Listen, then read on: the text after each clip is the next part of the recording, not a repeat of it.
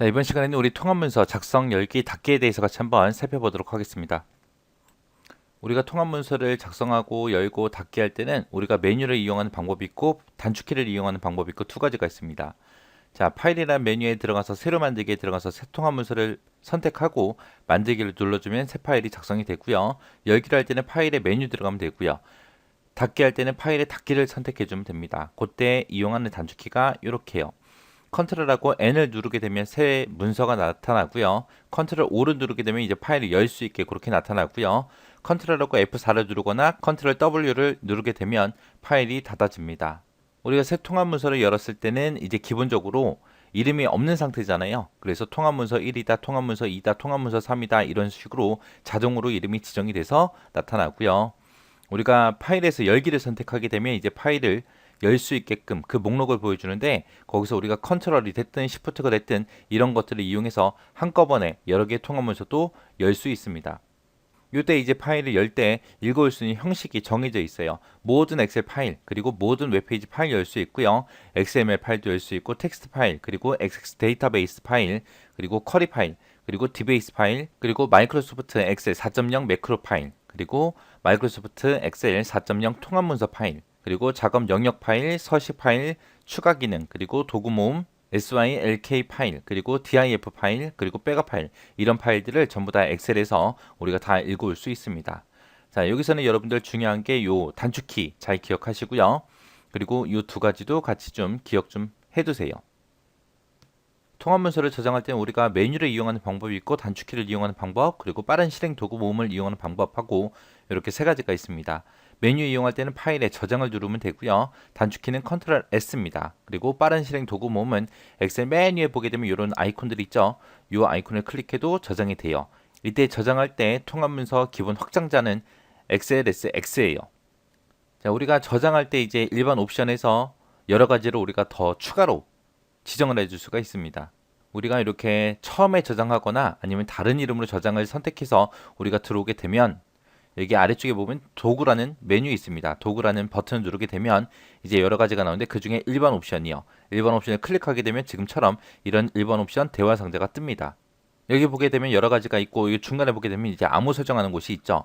이때 암호를 지정할 때는 대소문자를 구별해서 숫자가 됐든 문자가 됐든 기호가 됐든 이런 것들을 전부 다 지정할 수 있어요. 대소문자 구분한다는 거 기억하셔야 돼요. 자, 그럼 요 일반 옵션 좀 자세히 좀 살펴보자고요.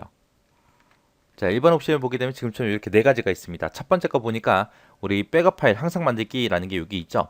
얘는 이제 통합 문서를 저장할 때마다 백업 복사본을 자동으로 만들어주는 게 우리 백업 파일 항상 만들기고요. 그 다음에 열기 암호, 쓰기 암호 이렇게 두 가지가 있어요. 여기 2, 3번에 보니까 열기, 쓰기 암호가 있죠. 여기서 이제 암호를 지정할 때는 대소문자 구분한다 그랬어요. 그리고 문자가 됐든 숫자가 됐든 기호 같은 것도 우리가 지정할 수 있다라고 했습니다.